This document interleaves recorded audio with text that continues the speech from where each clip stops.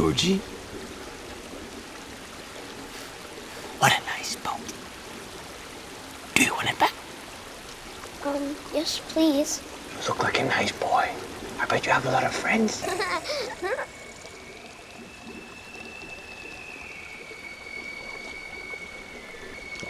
Without your boat, you don't want to lose it, Georgie. Bill's gonna kill you. Take it, Georgie. Deep below the depths of a small town known as Derry lies an old, extremely dark, and ancient evil known as It, a primordial Lovecraftian shape-shifting monstrosity that feeds on the fear of both children and adults, although it prefers children due to their endless, wild imagination. And not only does he feed on those fears, he eats them, literally. Over the years, the creature known simply as It has gone by many names: Robert Bob Gray, the Derry Disease, the Eater of Worlds, but none are as famous or as well known as Pennywise the Dancing Clown, the creature's favorite form to use when dealing with humans and absolutely terrifying children.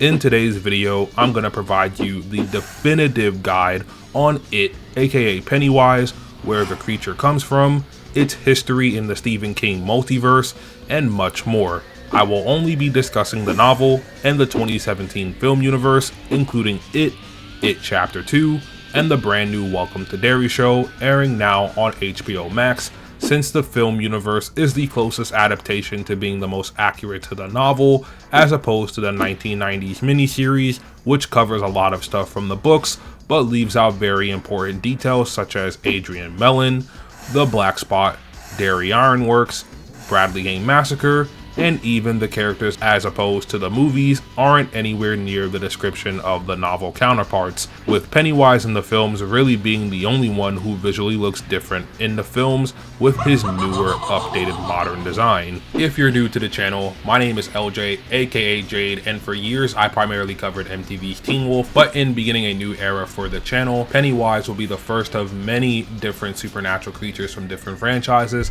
that I will be covering moving forward. So if any of that sounds interesting or like something you'd stick around for, make sure to subscribe, and when you do, turn on post notifications by hitting that bell icon and setting your notifications to all. Now, without further ado, let's delve deep into the world of Stephen King and explore the creature simply known as It.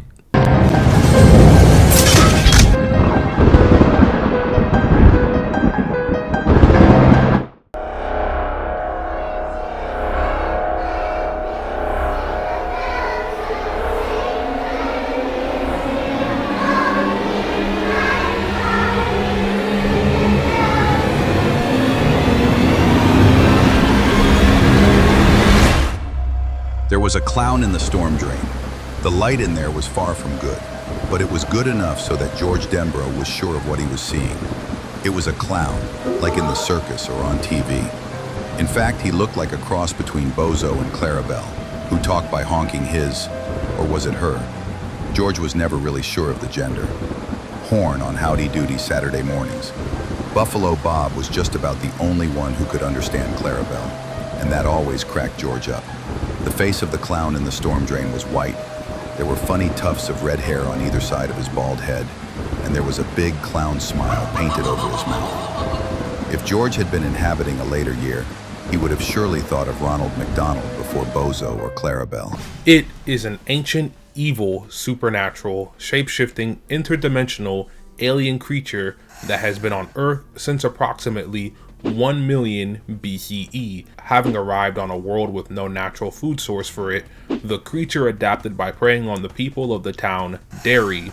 Its primary targets are human children, which it feeds on every 27 years to enhance the taste of its victims, a process it calls salting the meat. The creature malforms itself into their worst fears. While its true form remains unknown and unseen, it primarily manifests as a clown named Pennywise, an identity and costume it adopted after seeing a performer in the 1800s, leveraging the universal fear of clowns for its own preference. I am eternal. I am the Eater of Worlds. The creature referred to as It is an ancient shape-shifting entity known as a glamour that is billions of years old and originated in a void or dimension outside of our spatial region, which is called the Macroverse. The Macroverse, also called the Todash Darkness, is a higher preternatural dimension that exists outside of the normal Stephen King universe. This realm is the original home of both the creature It and its nemesis Maturin the Turtle. The Deadlights are a terrifying eldritch energy that constitutes its true form and life essence from this macroverse, with their effects varying slightly across different adaptations. These wreathing, radiant orange lights are its true identity and represent a terrifying, Lovecraftian eldritch force. It is widely known that even a brief glance into the Deadlights instantly causes either death or permanent insanity. In the novel, it uses the Deadlights to blind victims, usually children, and rob them of their conscious minds, driving them insane and leaving them immobile and lifeless before consumption. In the films, Beverly Marsh looked directly into the Deadlights and was rendered comatose, though a kiss from Ben Hanscom revived her. While comatose, she heard the screams of children and an older person shouting for help, suggesting it consumes not just flesh and fear, but the souls of its victims as well. Years later, during the final battle, Richie Tozier inadvertently looked into the Deadlights and is rendered comatose as well and starts to float, but he is abruptly released and revived when Eddie Kasprak wounds it, and it is also surmised that Stanley Uris saw the Deadlights during his own childhood confrontation with the creature. Since its true identity is beyond human comprehension, its actual name and species are referred to by the few who know as the Deadlights. Its physical form on Earth is shown to be a giant female spider, or at least that is the closest shape the human mind can understand, and it resides deep beneath the fictional town of Derry, Maine, which is heavily based on Bangor, Maine, which is where Stephen King is from. While its real name is unknown, it occasionally calls itself Robert Bob Gray, a possible reference to the child cannibal Albert Fish and the original portrayer of Bozo the Clown. The creature is thought to have come from an undiscovered void that contains and surrounds our entire universe, linked to the concept of the Todash Darkness, which mentioned earlier in the section is called the Macroverse. Other lore suggests it may be the creation of an omnipotent entity known as the Other, possibly the entity Gan, who also created the turtle, its natural enemy and quote-unquote brother. Furthermore, it may be related to the 6 greater demon elementals from the Dark Tower series, and its species may have other members, given the revelation that it was pregnant in the novel at least. Tell your friends I am the last of a dying race, the only survivor of a dying planet. I have come to rob all the women, all the men, and learn to do the peppermint twist. The entity It arrived on Earth around 1 million BCE through a massive cataclysmic event similar to an asteroid impact, landing at the location that would eventually become the town of Derry, Maine. Once humans settled there, it established its predatory cycle, a 25 to 28 year period of hibernation, followed by an awakening to kill and feed. Both its awakenings and returns to hibernation are often heralded by a tragic and violent act, such as a mass murder, suicide, or a severe weather event. Crucially, in the periods between its main cycles, a series of child murders in Derry are never properly reported or solved. While this is superficially blamed on the isolation of a small town, the true reason is that its influence supernaturally prevents anyone from investigating the events too deeply. The entity It follows a cycle of terror and hibernation in Derry, Maine, waking every 27 years to feed, and the earliest documented awakening occurs between 1715 through 1716, followed by a 3-year rampage from 1740 to 1743 that led to the disappearance of over 300 settlers. Subsequent awakenings were marked by extreme violence, 1851 saw a man poison his own family. Between 1876 and 1879, it murdered a group of lumberjacks before returning to sleep. And in 1904, a witness reported seeing a comical sort of fella shortly before a lumberjack committed a mass axe murder. Its hibernation in 1906 was marked by the catastrophic Kitchener Ironworks explosion, which killed 108 people, including 88 children. It awoke in 1929, coinciding with the town's ambush and killing of the Bradley gang, where a witness saw the clown participate in the slaying, and its return to hibernation in 1930 was marked by the burning of the Black Spot nightclub, where Mike's father in the novel saw it as a giant bird with balloons. The cycle repeated in 1957, beginning with Dorsey Corcoran's murder and culminating in the death of Georgie Denbrough by Pennywise. This prompted the original Losers Club to investigate and perform the ritual of Chud, which wounded it and forced it into an early return to sleep. Its final documented awakening occurred in 1984 with the murder of Adrian Mellon, and the creature was permanently defeated and physically killed by the Losers Club in 1985. Had it survived, its next awakening would have been in the year 2013. The town of Derry was founded on the site of a beaver trapping camp officially chartered in 1791, only for all 91 citizens to vanish in the winter of 1791 through 1792. Its recorded awakenings followed a cycle.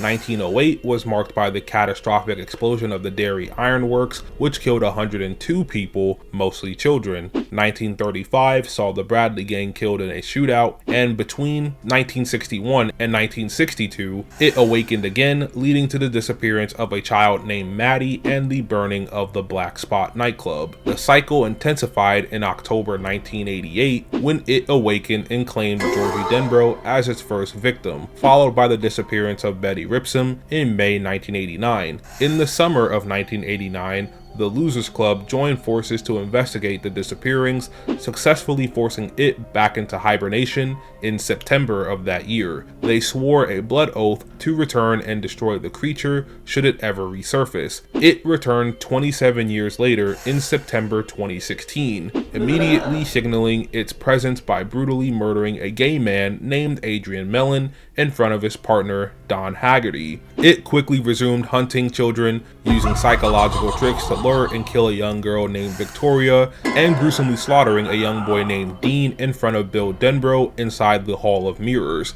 Realizing the danger, the adult Losers Club returned to Derry and attempted the ritual of Chud, using artifacts from their childhood, but the ritual failed, causing a giant version of Pennywise, a hybrid of the clown and the giant spider, to emerge. The creature trapped the losers in nightmarish illusions, and when Richie Toyser was trapped by the Deadlights, Eddie Kasparak attacked Pennywise but was tragically impaled and mortally wounded. Eddie's death, however, proved to be its undoing. The losers realized that they could defeat the entity by losing their fear and turning it into anger and resentment. As they mocked and insulted the creature, it began to panic and shrink until it collapsed into a helpless infant form. The group then reached into the creature, pulled out its heart, and mutually crushed it, causing the heart to explode and the creature's body to disintegrate into ash. Following its death, the Kneebolt house and its lair collapsed, forcing the remaining losers to abandon Eddie's body in the ruins. Had it not died at the end of Chapter 2 at the hands of the remaining adult Losers Club, the creature would have awakened and returned in the year 2043.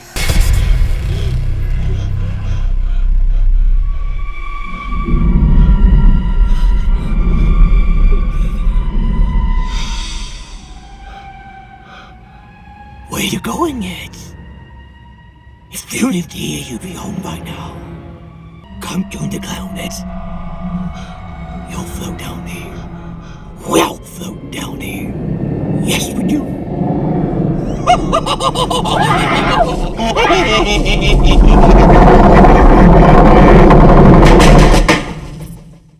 Its actions are driven entirely by its simple ancient goals: to eat and then enter a 27-year dormancy. The creature is a deadly, efficient predator that primarily hunts for sustenance for about a year but it must first scare its prey before consuming it, believing the terror enhances the flavor. It prefers human children over adults, possibly because they are both easier to scare and taste better to the entity, but as seen in the novel and in the films, particularly with Adrian Mellon, it is not opposed to scaring and eating adults as well if presented with the opportunity to do so. It uses both mundane and psychic manipulation to control its surrounding and its victims. On a grand scale, it psychically influences the entire town of Derry to maintain its state of subtle, apathetic ignorance, which prevents adults from caring about missing persons or reacting intensely to violence, thereby masking its activities and securing its food supply. It also possesses a degree of mind control, most notably provoking Henry Bowers to murder his father and friends and then serve as its lifelong agent. It manipulates its prey directly by identifying their deepest psychological fears and using those images or even a disarmingly nice Pennywise persona to lure or torment them. In the 2017-2019 film adaptations, it is shown to be far more vulnerable to the mental state of its victims. It is significantly less able to harm those who are not afraid of it, and is vulnerable to being physically assaulted when its victims respond with anger instead of terror. Ultimately, its form reflects its own mental state.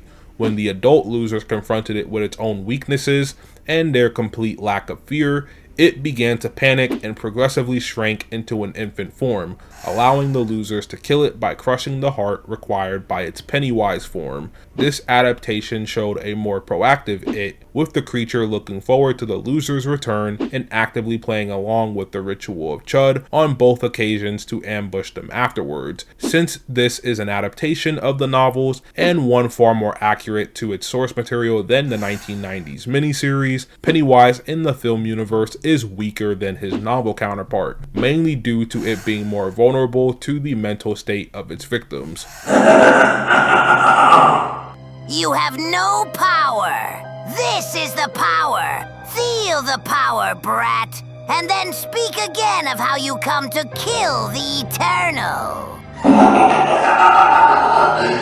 The ultimate true form of it is unknown, as the creature exists primarily as the Deadlights, a dangerous, formless, interdimensional energy. It is widely speculated that the Deadlights are the true form of Pennywise. This true nature exists outside the physical realm and inside of another dimension mentioned earlier in the video called the Macroverse, and any living being who gazes upon the Deadlights is instantly driven to insanity.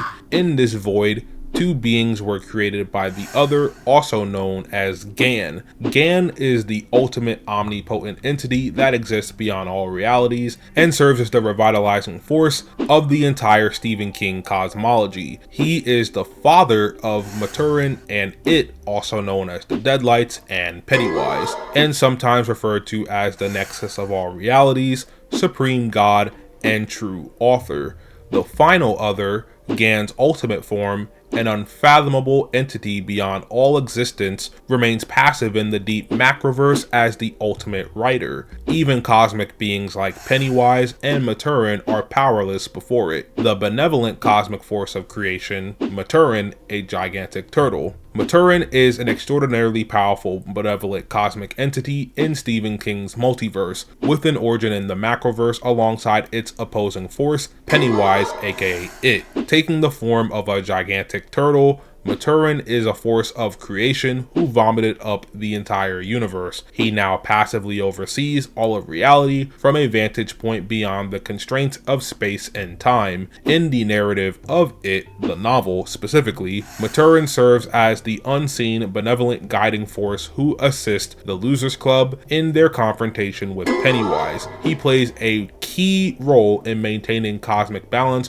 by teaching the Losers Club about the ritual of Chud and the fundamental power of belief. Though Maturin rarely intervenes directly in the physical realm, his influence is critical to the loser's ultimate victory over the creature in the book. In the films, Maturin is referenced several times in It Chapter 2 and It Welcome to Derry, though as of yet has never been shown on screen. Hopefully we'll finally get to see him in Welcome to Derry, fingers crossed, and the malevolent force of destruction, the Deadlights, also known as it, and Pennywise, a shapeless mass of feathery, endless orange lights driven by an insatiable hunger. Ben Hanscom came dangerously close to seeing this form, describing the source of the deadlights as a brief vision of an endless, crawling, hairy creature made of orange light. However, the closest that it can physically manifest and be comprehended by the human mind on Earth is as a giant pregnant female spider. Though it is generally referred to as male throughout the novel, this physical manifestation reveals that the entity is possibly a female. While hunting it, Ben discovers a pit filled with large black eggs, and he crushes all of them, including a small baby spider attempting to escape, confirming it actually has a reproductive state. This discovery of the spider form, the closest physical representation of its true form, or at least its true self as it pertains to human beings, prompts the realization that a male member of its species must have existed at some point in time. No, I'll take all of you, and I'll feast on your flesh as I feed on your fear. Or you will just leave us be. I will take him, only him, and then I will have my long rest, and you will all live to grow and thrive and lead happy lives until old age takes you back to the weeds. It possesses an immense range of crazy supernatural abilities, bordering on high outer reversal and nigh omnipotence, with only Maturin as its cosmic equal and Gan as its superior. Even beings such as the Crimson King from the Dark Tower rely on it, Pennywise, for extra power and strength via its true form, aka the Deadlights. It is a master of the mind, using telepathy to detect emotions, memories, and exploit fears while also implanting thoughts. It has near total mind control and possession over Derry's citizens with weaker wills, making them apathetic to the town's horrific events, though this influence seems limited only to Derry and can be resisted. Its primary physical ability is its complete mastery of shapeshifting, which allows for both partial and complete transformations into anything imaginable, though it mainly chooses the fears of its victims. This includes the ability to instantly perform size manipulation, growing into enormous figures like the 20-foot tall Paul Bunyan statue, or shrinking to the size of small creatures. Furthermore, it can perform biological and age manipulation by instantly changing its sex, age, or transforming into inorganic objects, and it uses voice mimicry to perfectly imitate others' voices. It is capable of multi-location, appearing as multiple entities simultaneously, i.e. a horde of zombie children, and can instantly generate bodily weaponry like sharp claws or stingers. The entity known as it possesses a terrifying array of superhuman and cosmic abilities that originate from its true nature as the Deadlights, a colossal, formless existence in the Macroverse. It is an eternal being that predates time and the creation of the universe and the larger Stephen King multiverse, with its physical manifestation, including Pennywise, being a mere reflection of the Deadlights into our reality. This cosmic origin grants it extreme immortality and a causality, placing it outside the cause and effect of the Dark Tower multiverse. The Deadlights exist as a state of beyond dimensional existence and non-existent physiology, encompassing an incomprehensible region of darkness outside of reality. It also benefits from mid-godly regeneration, allowing it to endlessly restore itself even from severe wounds, a trait common to magical entities in its cosmology. As a shapeshifter, it can transform into any being, even non-existent ones, and can appear as multiple entities simultaneously. Its transition between forms is described as an orange amorphous goo. Its psychic capabilities are unparalleled, far surpassing simple illusions. It is a master of illusion creation. These illusions are physical, affect all senses, and are lethally effective at instilling fear. It can manipulate who sees it and its effects through perception manipulation and invisibility. Its most persuasive power is morality, mind, and memory manipulation, where it exerts constant, subtle influence all over Derry,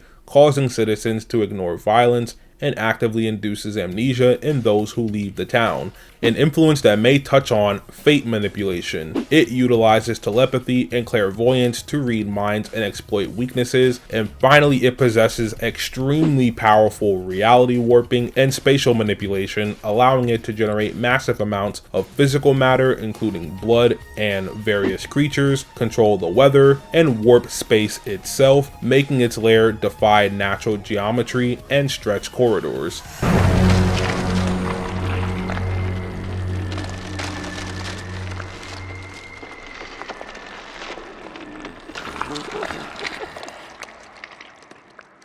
Fear. Pennywise suffers from profound arrogance, often severely underestimating humanity and finding resistance ridiculous. This leads it to toy with its prey and sometimes leaves illogical ways for its victims to escape, actions that baffle and depress it when victims fight back effectively. After being defeated as a child, Pennywise entered a mild depressive state and felt fear for the first time. The entity is also vulnerable to its own mental state, as demonstrated in the film's adaptations, to where the Losers Club's lack of fear or expression to strong anger causes it to progressively shrink and weaken. It is highly susceptible to the power of belief and courage. A strong collective belief can physically weaken the creature and make it vulnerable to ordinary items, such as when the losers use silver ball bearings or even a belief-fueled sneezing powder to harm it. The ultimate exploitation of this weakness is the Ritual of Chud, an ancient complex battle of willpower and belief that requires at least 6 to 7 people with childlike imaginations. The ritual involves a mental link where the caster's mind is sent to confront the Deadlights, its true consciousness. The caster then uses the power of their childish belief, i.e. Santa Claus, to inflict real pain on the Deadlights. If the casters succeed, the ritual can kill its physical avatar, but failure results in the monster consuming their ka, which constitutes to being their mind, soul, destiny, and complete life force. Despite its absolute mastery of shapeshifting, it is bound by the natural laws of the form that it inhabits. If it transforms into a specific creature, whether real or fictional, like a fish or a vampire, it must abide by that form's limitations, including its full vulnerabilities, capacity for pain, or potential for death. This principle made pain a foreign concept to it until its encounter with the Losers Club. It also has a mandatory hibernation cycle that lasts for approximately 27 years. During this dormant period, the creature is at its most vulnerable.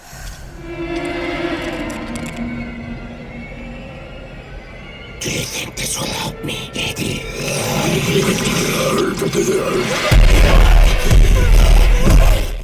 It assumes approximately 32 distinct forms in the novel to prey on its victims by reflecting their personal and cultural fears. Its main and preferred form is Pennywise the Dancing Clown, an image based on figures like Ronald McDonald and John Wayne Gacy. This form is strategically chosen because a friendly, funny clown can easily invoke a sense of comfort in children, making them easier to lure and terrorize. It also adopts forms relevant to its victims' personal trauma, such as appearing to Bill Denbrough as his deceased brother Georgie, and to Eddie Corcoran as his murdered brother Dorsey. Many of its forms are inspired by cinematic monsters and cultural fears, including the werewolf from I Was a Teenage Werewolf, the mummy from the 1932 film, and the creature from the Black Lagoon.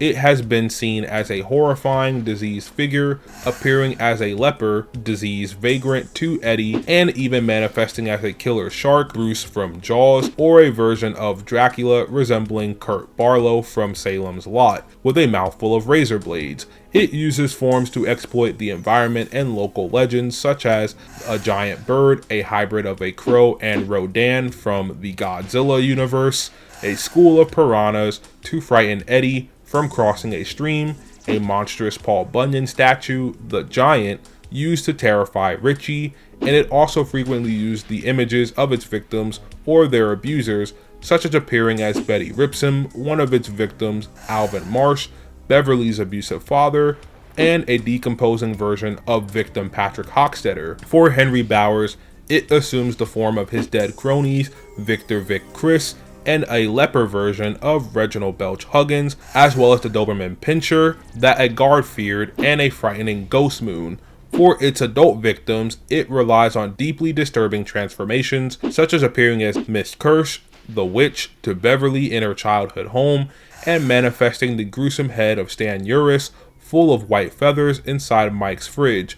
When attempting to guide or intimidate, it has appeared as figures like the truck from Maximum Overdrive, or a murderous vampire, which, as mentioned earlier, ended up being a form similar to Kurt Barlow from Stephen King's other story, Salem's Lot. Its most significant forms, which are as close to its true form as humans can perceive, are the Deadlights, and in the physical realm of Earth, the giant female spider. The creature It employs a terrifying range of over 30 forms across the film and series adaptations to exploit the specific fears of its victims, utilizing its primary avatar, Pennywise the Dancing Clown, which is recognizable by its silver suit, orange hair, and ominous red makeup. In the It Welcome to Derry series, as of the end of episode 2, it manifests as a nuclear family that lures and returns a runaway boy, which ends up being Maddie Clements, to Derry, and later spawns a gruesome demon baby from the mother to kill him. It also exploits cultural and personal trauma, appearing to a young Theodore Uris as a human skin lampshade and tormenting the children using the voice and corrupted form of the deceased boy, Maddie Clements.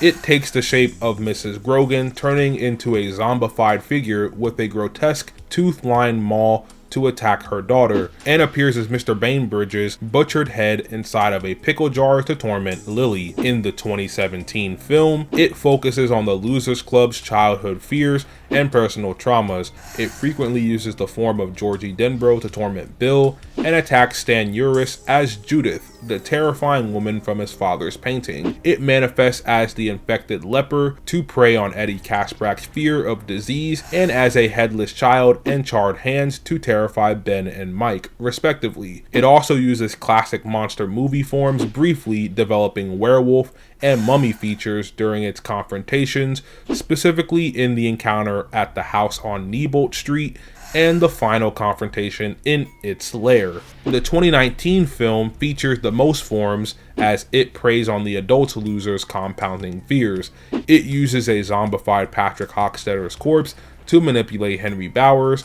For Beverly, it appears as the seemingly sweet Mrs. Kirsch, who quickly transforms into a monstrous naked witch, and briefly manifests as its alternate form, Robert Bob Gray.